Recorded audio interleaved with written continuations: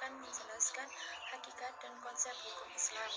Dalam kesempatan ini kami akan menjelaskan sedikit tentang pengertian syariah, pengertian fikih, dan juga pengertian hukum syar'i.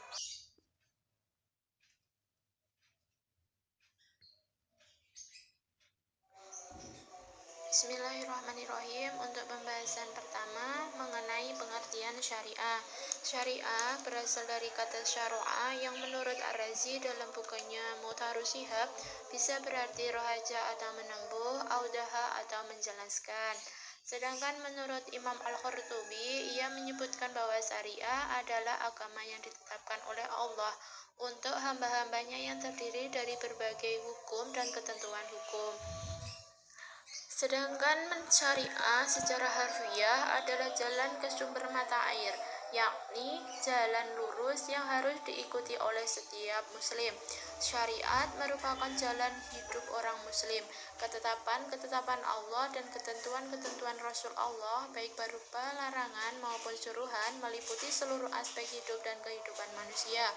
Dilihat dari segi hukum, syariat merupakan norma hukum dasar yang ditetapkan oleh Allah yang wajib diikuti oleh orang Islam berdasarkan keimanannya yang berkaitan dengan akhlak, baik dalam hubungannya dengan Allah maupun dengan sesama manusia serta benda di sekitar masyarakat.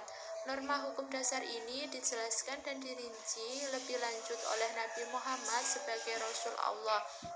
Karena itu, syariat terdapat dalam kitab Al-Quran dan kitab-kitab hadis. Sumber syariah dalam Islam itu juga terdapat dalam Al-Quran atau Sunnah menurut hadis riwayat Muslim. Al-Quran adalah firman Allah yang tidak dapat diubah. Sebagian besar aturan-aturan atau nilai-nilai moral dalam Al-Quran yang mengharuskan umat Islam untuk mengikuti adalah masih ijmali. Hanya 80 ayat Al-Quran yang mengandung konsep hukum saja. Sedangkan As-Sunnah adalah kehidupan dan contoh dari Nabi Muhammad. Pentingnya As-Sunnah merupakan sumber syariah seperti yang ditegaskan oleh beberapa ayat di Al-Quran. Misalnya, sesungguhnya telah ada pula diri Rasulullah itu suri tauladan yang baik bagimu, yaitu bagi yang mengharap rahmat Allah dan kedatangan hari kiamat, serta dia banyak menyebut nama Allah. Selanjutnya membahas tentang pengertian fikih. Fikih menurut bahasa berasal dari kata faqiha yafqahu fikhan, yang berarti mengerti atau paham. Paham yang dimaksudkan adalah upaya akliyah dalam memahami ajaran-ajaran Islam yang bersumber dari Al-Quran dan Sunnah.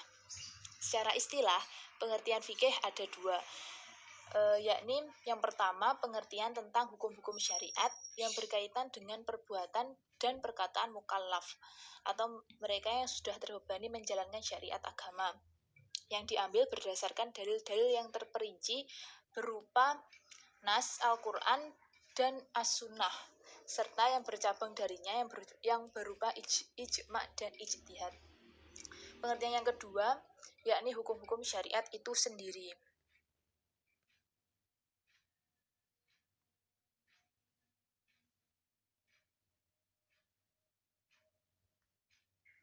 Selanjutnya, perbedaan pengertian antara kedua pengertian di atas, bahwa yang pertama digunakan untuk mengetahui hukum-hukum.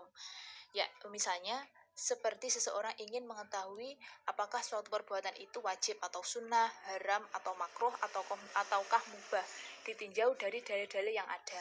Sedangkan pengertian yang kedua adalah untuk hukum-hukum syariat itu sendiri, yaitu hukum apa saja yang terkandung dalam sholat, zakat, puasa, haji, dan lainnya, yang berupa syarat-syarat, rukun, kewajiban, atau sunnah-sunnahnya.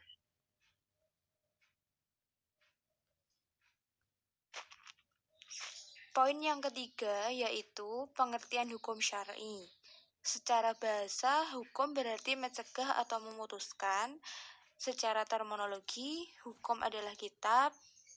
Sedangkan menurut ahli fikih, hukum adalah kitab Allah dan sabda Rasul. Hukum syar'i itu sendiri ialah hukum yang bersangkutan dengan manusia. Di dalam ilmu fikih, bersangkutan dengan akidah dan akhlak.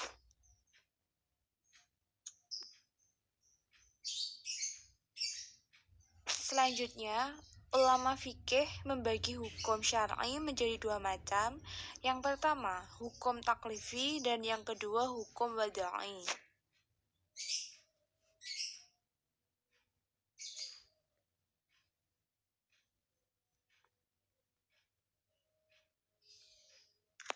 Yang selanjutnya adalah undang-undang hukum syara, di mana undang-undang hukum syara tersebut merupakan perwujudan dari peraturan-peraturan yang ada dalam kitab-kitab Allah, sunnah Rasulnya,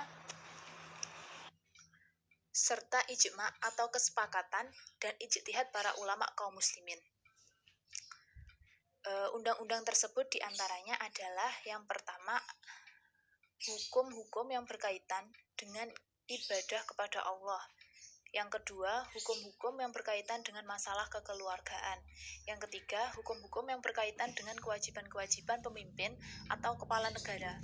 Yang keempat adalah hukum-hukum yang berkaitan dengan perbuatan manusia dan hubungan di antaranya.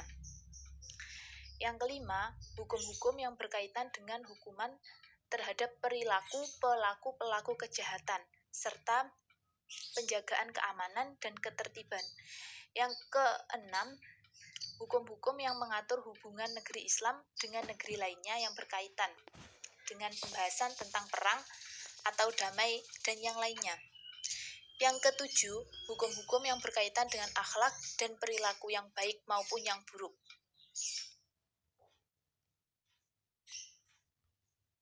Cukup sekian presentasi dari kelompok 2. Apabila ada yang ingin ditanyakan, silakan ditanyakan. Bila ada kurangnya, memohon maaf. Akhirul kalam. Wassalamualaikum warahmatullahi wabarakatuh.